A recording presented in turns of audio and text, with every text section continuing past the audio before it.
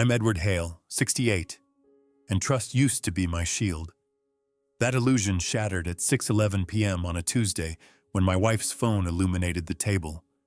The preview read, "Use his POA today. Move the accounts for our future." The sender? Ryan, my son-in-law, the man I once embraced as family. Before we continue, please subscribe and tell me where you're listening from. If this sounds familiar, your note may help someone else see it sooner. Carol reached for the phone before I could react, flipping it face down so the rubbery green case pressed against the faux oak laminate. The act was so deft, so practiced. I knew instantly it was not the first time she'd hidden a message from me. Her thumb hovered above the screen a moment, then slid it toward the edge of the table where it could neither be read nor ignored. She smiled. "More tea?" she asked, as if the question might dissolve the tension gathering in the space between us. I nodded, not trusting myself to speak. She stood, the chair scraping, and moved to the kettle. The fluorescent light above the sink cast harsh shadows on her neck, accentuating the ridges of her collarbones. For a moment, I could not look directly at her. The brightness was too much. My eyes watered. I blinked, and the room swam. While Carol busied herself at the counter, I replayed the message in my mind, isolating each phrase with the precision of a forensic analyst. Use his power of attorney today. Move the accounts for our future. The power of attorney. The accounts for our future. My hands gripped the table's edge. The laminate was warm from the dinner plates, but my knuckles ached with cold. I became acutely aware of the distance between us, the years, the disappointments, the incremental accrual of secrecy. It was not anger I felt, at least not yet. It was a creeping sense of unreality, as if my life had detoured suddenly into someone else's narrative, and I was being asked to improvise my role. Carol poured the tea, steady as a medic. She returned to the table, placed the cup before me with a soft clink. I could smell the jasmine, the scent cut by a sharp note of lemon. She sat, folded her hands in her lap, and smiled again. It was a performance of normalcy, and I understood, with the pitiless clarity of hindsight, how long she had rehearsed it. "Thank you," I managed. She sipped her own tea, eyes fixed on the calendar pinned above the bread box. June, with its rows of medical appointments and penciled-in birthdays, stared back at her. I wondered how many of those appointments were real. How many were simply slots blocked out for whatever she did in the hours when I was not around? I could have asked her directly. Instead, I said nothing, the words clotting at the back of my throat. Instead, I watched as she checked the phone, this time under the table, thumb flicking with practiced subtlety. The silence grew. I tried to remember the last time we had talked about something other than groceries. Susie's job, the weather. I could not recall. I realized then how long it had been since either of us had said "I love you" out loud. The phrase had been replaced with logistical shorthand. Drive safe. Don't forget your pills. Wake me if you're up late. And now, use his POA today. The phrase settled over me, a weighted blanket of dread. I repeated it to myself, testing each word for meaning, for intent. I whispered it under my breath, a litany of self-recrimination. POA. The document I had signed 4 years ago, at Carol's insistence. "For convenience," she'd said, "in case something happens. Just a formality. Move the accounts." Which accounts? Ours? The joint checking? My pension? The savings I had built up since boyhood, every month's extra dollar carefully tallied in ledgers, moved from envelope to envelope in the days before online banking. I thought of the small insurance policy, the one I'd never talked about, The one meant to cover a burial so Susie wouldn't have to sell her car just to put me in the ground. For our future. Whose future? I tried to picture it. Carol and Ryan, maybe even Susie, enjoying the fruits of my thrift. The neat little nest egg. The last evidence of my having been here at all. Maybe there would be a plaque somewhere, or a picture on a shelf. Or maybe I'd just fade, as so many men do, into the polite blankness of family lore. Carol finished her tea, then excused herself to the back room, phone in hand. The door closed with a gentle click. I sat there a long time, staring at the condensation ring left by her cup. The clock on the stove blinked 7:04. Outside, the wind picked up, rattling the patio umbrella.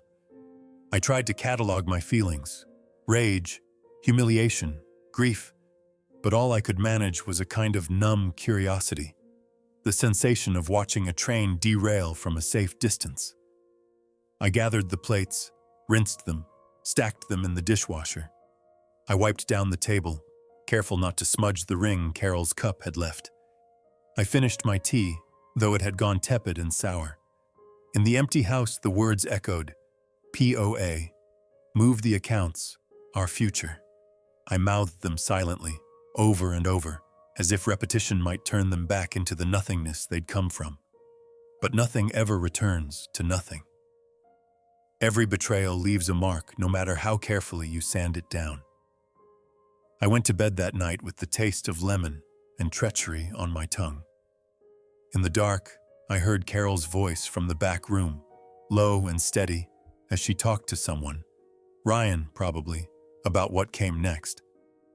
I listened until her voice blurred into the white noise of the fan, until the words became indistinct, until all that remained was the persistent thrum of my own heart, beating out the cadence of a future I no longer understood. By morning, I knew the message by heart. I had recited it until it was less a sentence than a diagnosis. There would be no forgetting, only the slow, methodical work of living with it. I rose before dawn and made coffee, black, 2 sugars, and watched the first light fracture the kitchen into bright, unrecognizable shards.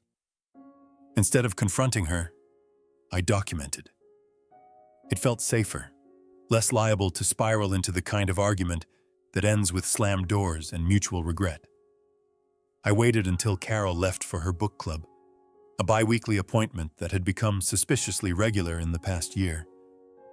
The house was silent except for the compressor in the fridge, the tick of the wall clock, and my own breathing, shallow and irregular. The estate binder was where it always had been, top shelf of the bedroom closet, behind a box of photo albums Carol had threatened for years to digitize. The binder was navy blue, cheap vinyl, the kind they sell in multipacks at Office Depot. I remembered picking it out, years ago, thinking it looked official enough for our needs. My hands shook as I took it down. The weight of it surprised me. Inside, tabs for will, trust, medical directive, and finally, the power of attorney. Each section separated by plastic dividers, the kind with colored tabs and slots for handwritten labels. Carol's handwriting, block letters neatly spaced, marked each one. I tried not to read too much into that. I flipped to the POA. The document was a standard form, 4 pages stapled at the top left. My signature, slanting and a little desperate, adorned the bottom of page 1.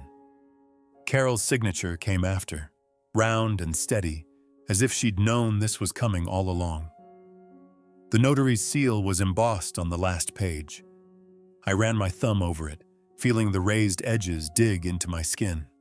The language was typical.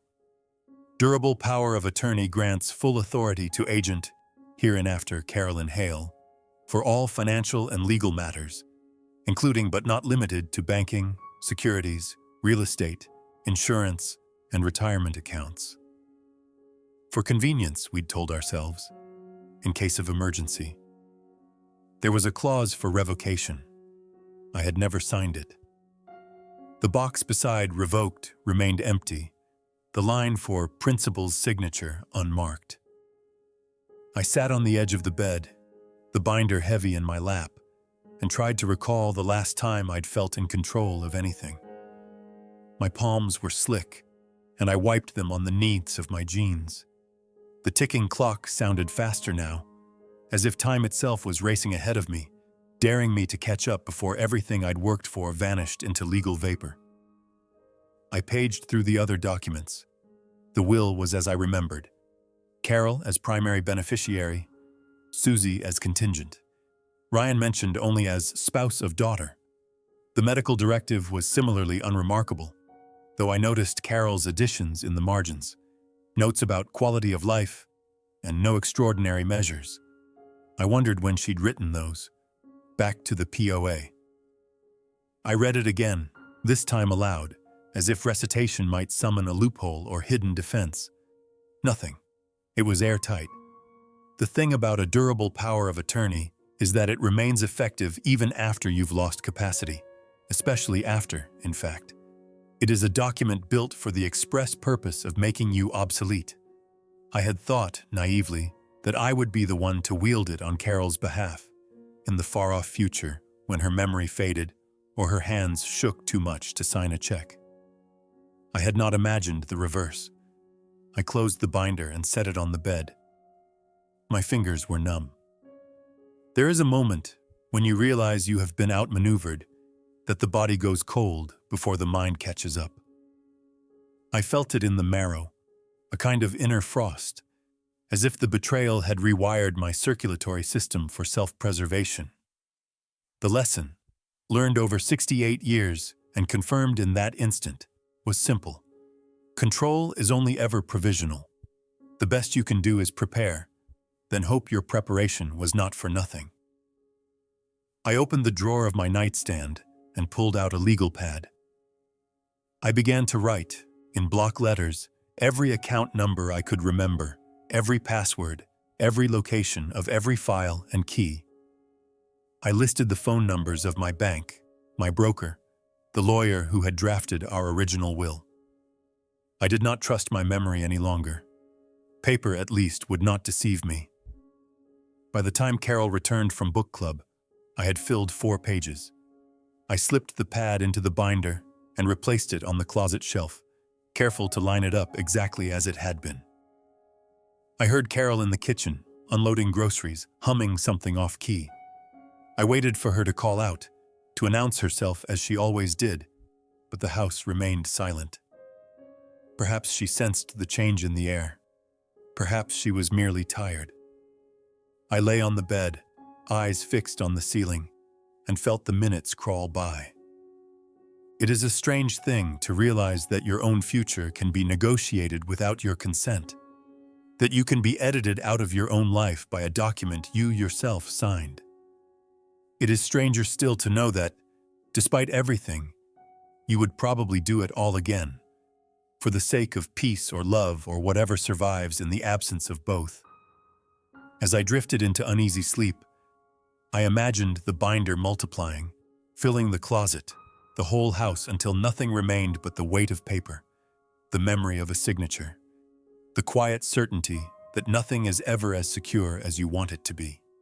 At 10:12 a.m. Wednesday, I began the calls. It was important to keep things chronological, methodical. That's how you untangle a system, one knot at a time, never pulling so hard that the whole thing cinches tighter. I made a fresh pot of coffee, opened my notepad, and dialed First State Bank, the branch on Fulton where my wages had landed for nearly 3 decades. The voice that answered was chirpy, rehearsed. "Thank you for calling First State. This is Natalie. How may I assist you today?" I explained who I was, recited my social security number, confirmed my mother's maiden name, then asked to speak with the manager. Natalie hesitated a beat. Protocol required her to attempt resolution herself, but I insisted. Within moments, I was on hold, listening to the unconvincing jazz that passes for comfort in financial institutions. Finally, a new voice. "This is Stephanie. How can I help?" Power of attorney question, I said. I kept my voice neutral, the way you do when you're unsure who your allies are. Stephanie's tone shifted. Yes, Mr. Hale. Your agent, Carolyn, does have authority on the checking and savings accounts. She can transfer, consolidate, even close them, provided we have the documentation. Are you looking to update the POA? No, I said, a lie so quick I almost believed it. Just clarifying. She continued. For IRAs and certain investments, federal rules are stricter. Disbursements require either your direct consent or a court order if you're incapacitated. We can flag the accounts, if that's your preference. I considered. Flag them, I said. Require my verbal confirmation for anything over $500. Stephanie made agreeable noises, then gave me a case number and told me to call back if I had any further questions. Next, the insurer. This was more delicate. I'd dealt with them only twice before, both times in the aftermath of a death. I found the number on the binder, dialed, and prepared for the labyrinth of hold music and menu prompts. Customer service, this is Leanne. How may I direct your call? I repeated my credentials. Hypothetical scenario, I said, as if that would protect me. If my agent tries to change beneficiaries, does the POA allow it? Leanne was quick. No, sir. Only the account holder can change a beneficiary. We require your notarized signature, or, in the event of incapacity, a court-appointed conservator. I felt a small, sour relief. And if the POA tries to cash out the policy? Disbursement requires a death certificate, or, in the event of a living benefit, your doctor's certification plus your signature. Thank you, I said, and meant it. I wrote notes as I listened. Bank, limited, insurer, protected. If this hits close to home, please subscribe and drop your city below. In one sentence, name a boundary you're setting this week. Someone else may borrow it. 2 down, 1 to go. G. Patel's office was the last call. The number was a private line, not listed anywhere but in my own notes. I dialed and got the answering service. Ms. Patel is out of the office. May I take a message? It's urgent, I said, and left my name, the subject, POA and estate questions, and my cell number. I hung up and stared at the pad. The notes smudged where my thumb pressed too hard. I checked the clock. 11:07. I felt the coffee in my veins, jittery, making my heart race. My head hurt, but it was the pain of clarity, not confusion. In less than an hour, I had mapped the limits of my own vulnerability. Carol would be home in 5 hours. I wondered if I would tell her about the calls or simply wait and see. In the silence of the house, I could almost hear the seconds ticking down to whatever happened next. I went out to the porch and sat in the shade. The wind had picked up, and the air smelled faintly of creosote from the neighbor's fence project. I tried to imagine what Carol and Ryan were planning. Was it a simple transfer? A rerouting of funds or something more complex? Was Susie in on it? Had she even been told? I pictured her, hunched over her work laptop, oblivious to the drama playing out over her inheritance. I shook my head, angry at myself for the paranoia. But the facts were facts. I had signed over power, and now it was out of my hands. A robin landed on the railing, looked at me with quick, jerky movements. It opened its beak, chirped, then fluttered away. I waited for the lawyer to call back. The clock inside chimed noon. At precisely 2:30 p.m., I sat in the reception area of Patel and Associates, the air dense with the scent of toner and legal paper, my heart pounding a staccato I could feel in my wrists. The receptionist, a young man with an elaborate tattoo hidden beneath his cuff, offered me a bottle of water and a sympathetic smile. I declined both. The outer office was quiet, the voices behind the smoked glass doors low and deliberate. At 2:41, the door opened and Ms. Patel appeared, clad in a charcoal suit with a gold pendant at her throat. She extended her hand with the economical warmth of someone who has shaken thousands and gestured for me to follow. Her office was spare, only 2 diplomas on the wall and a small bronze elephant on the shelf. She waited for me to sit before lowering herself into the chair, folding her hands on the desk. Her eyes were dark, sharp, alive with a calculation that felt almost comforting. "Walk me through it," she said. No greeting, no small talk. I explained what I'd seen on the phone, the text, the binder, the calls to the bank and insurer. I did not embellish. I gave her the facts, as neutrally as possible, and watched as she scribbled notes in a column along the margin of a yellow legal pad. When I finished, she sat back. "You understand, then, the document's power?" I nodded, felt the skin at the back of my neck tighten. "We can revoke immediately. You're competent. There's no requirement for cause. You just need to sign, and I'll see it's recorded." "Will that stop them?" She gave a rare, dry smile. "Nothing stops the determined. But it forces the next move into the open. No more secrets." I took the pen she offered. My signature was steadier than I expected, each stroke deliberate. Ms. Patel stamped, dated, and sealed the revocation, then slid it into a blue folder. "We'll send certified copies to First State, your brokerage, the insurer, and your primary care. I'll attach letters of instruction, no action on the old POA, pending your direct order." She tapped her pen, thinking. "To prevent fraud, I can place a verbal password on your profile at the financial institutions. You'll choose the word. Any transaction requires your say-so, in person or by phone." "Do it," I said. She typed, fast and silent. "What word?" I thought for a moment, then said, "Rutherford." She did not question it, only nodded, entering it into the form. "There's more," she said. "I recommend a fraud alert with the credit bureaus. If anyone tries to open accounts, you'll get a call." She dialed the number, handed me the phone, and told me exactly what to say. I did as instructed, feeling both foolish and oddly reassured.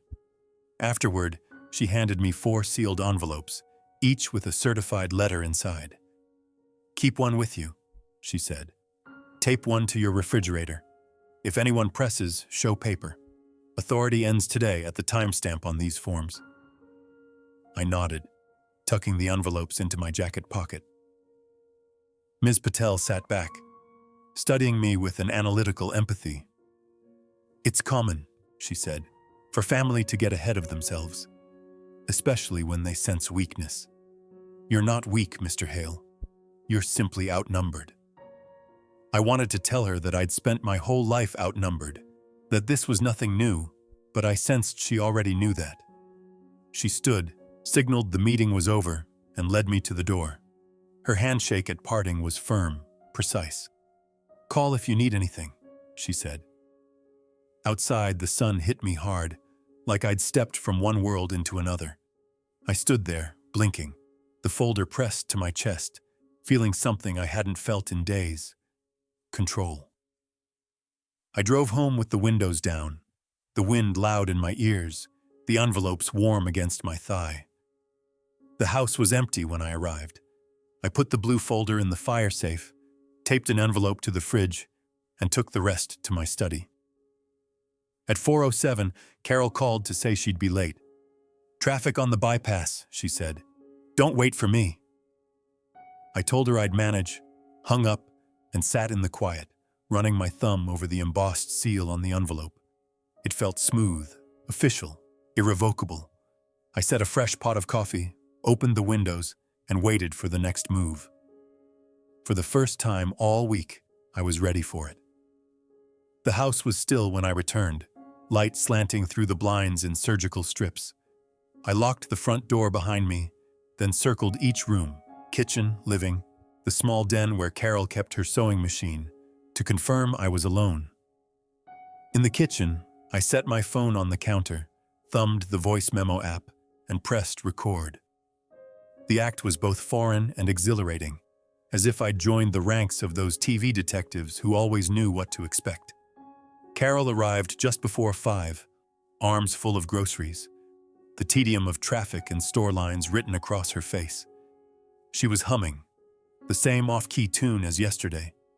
She set the bags on the counter and noticed me sitting at the table, my hands folded. "Everything all right?" she asked, voice tilting up at the end. She seemed genuinely puzzled, or perhaps only rehearsed. "We need to talk," I said. I gestured to the chair across from mine. She hesitated, then sat, her hands resting on the laminate as if bracing for impact. I reached for my phone, tapped the red circle. The device chirped quietly. "I'm going to be clear," I said. My voice surprised me, steady, almost clinical. "Yesterday, you got a message from Ryan at exactly 6:11 p.m. It said, and I quote, 'Use his POA today. Move the accounts for our future.' Is that correct?" She flinched, just a fraction, but did not look away. "Ed, I interrupted. "Let's not make this more complicated." I saw it. I know what it means. Carol took a slow breath, then reached for her words, weighing them like dice in her hand. "It's not what you think. Susie and Ryan well, they want to make sure you're protected. You know you forget things sometimes. They were worried about what would happen if something—" I waited, letting her voice trail off. When she found nothing more to say, I slid Ms. Patel's card across the table. The gold lettering caught the light. "This is my attorney," I said. "As of 2:45 today, the POA is revoked. You'll find the revocation taped to the fridge." She stared at the card, then back at me. Her lips compressed into a line so thin I thought it might disappear. "That's dramatic, Ed. You didn't have to." I slid the next paper, the bank's case number and the written confirmation of the new password. "You won't get far with First State," I said, "or the insurer, or the brokerage." I made sure. She looked at the document, then at me, then at her own hands. The silence stretched out, taut as piano wire. "I was just—" She shook her head. "It was for you. For us. You said yourself you never wanted to be a burden." "Funny thing," I said. "I always thought of myself as an asset, not a liability." Carol looked up and I saw, for the first time, the exhaustion etched around her eyes. It was not anger, if anything, it was relief. Maybe she'd hoped I would stop her all along. "We could have talked about it," she said, softer now. "We just did," I replied. She pushed her chair back, stood, and moved to the sink. For a minute, she just stood there, staring at the empty basin. Behind her, I pressed stop on the voice memo. In another house on another street, this conversation would have ended in shouts, accusations, maybe even broken glass. Here, it ended in the whisper of the refrigerator compressor and the low hum of Carol's tune, now barely audible as she unpacked the groceries. She no longer had a single word to say. She left home not saddened by her inability to accept what she had done, but saddened by what she could not take from me. On the table, Ms. Patel's card shone under the kitchen light. For the first time since the message, I felt almost at peace. Almost. 2 days passed before I heard from Ryan. The text arrived at 9:17 a.m., the number unlisted, the words clipped and disarming. "We just needed to consolidate things. Don't be dramatic. No greeting, no signature, as if anonymity might blunt the impact." For a moment I stared at the screen, half expecting a follow-up, some apology or at least an attempt to justify. None came. I took a screenshot and sent it to Ms. Patel, subject line, "As discussed." In less than 3 minutes, she replied, "Noted. No further action required. Block number if necessary." I typed out a single reply to Ryan. All financial discussions go through counsel. Further contact not needed. I hit send, then deleted his number, the string of digits already indistinct in my memory. Afterward, I placed the phone in the cutlery drawer, buried beneath the nesting tangle of old kitchen tools. The gesture felt symbolic, the modern equivalent of hanging up on someone with finality. I went for a walk, the first in months. The air had cooled, and the sidewalk was empty except for a neighbor's cat perched on a retaining wall, watching me with feline indifference. I moved slowly, one block at a time, letting the familiar landscape reassert itself. Houses with faded siding, the retired flag still nailed to the post office, the distant whine of a weed whacker somewhere over the next hill. At the park, I sat on a green bench and closed my eyes. The tension in my chest, so constant I'd forgotten it was there, began to loosen, molecule by molecule. I thought about the months and years ahead, about Carol, about Susie, about the way a family reshapes itself in the aftermath of a storm. I took a deep breath, exhaled, and let the air linger. The world continued, oblivious, unbothered. When I returned home, the house felt unchanged, but I could tell the difference. The perimeter had held. The fortress, while battered, was still mine. For the first time in a week, I slept. The following week was a study in containment. First State called Monday, a new manager this time, voice taut, apologetic. "We've placed a hard hold on all power of attorney access," she said. "Any withdrawal, transfer, or closure requires your in-person approval. Is that sufficient?" "It's perfect," I replied. The brokerage emailed next, a terse notice that my accounts had been flagged for in-branch access only pending principal review. I almost smiled at the language, the way it painted me as both gatekeeper and beneficiary. The insurer sent a certified letter, 2 pages of dense legalese concluding with, "No change of beneficiary or access to living benefits will be processed without your physical presence and notarized consent." I read the letter 3 times, savoring each phrase. For once, the paper itself was a comfort. The estate binder, now heavier with new documentation, went into the fire safe. I lined it up between the birth certificates and the land deed, triple-checked the lock, and spun the dial with a satisfaction that felt both old and new. There remained only one thing to do. I sat at the kitchen table, no longer a battleground, but a desk, and drafted a letter to Susie. I kept it formal, factual, a timeline of what had happened, a copy of the revocation, the bank and insurance confirmations.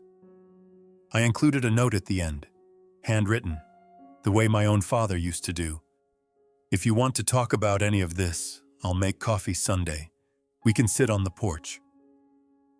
I sealed the letter, addressed it to her work office, always the surest way to reach her, and walked it to the mailbox myself. There was nothing left to do but wait. In the evenings, I sat on the back porch, listening to the wind move through the old maple, the calls of a mourning dove, the hum of distant traffic. Every night was the same, actually, but something was different. I was alone. The air was lighter.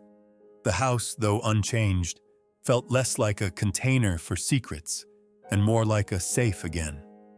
One morning, a week after mailing the letter, I found an envelope in the box with Susie's handwriting on the front.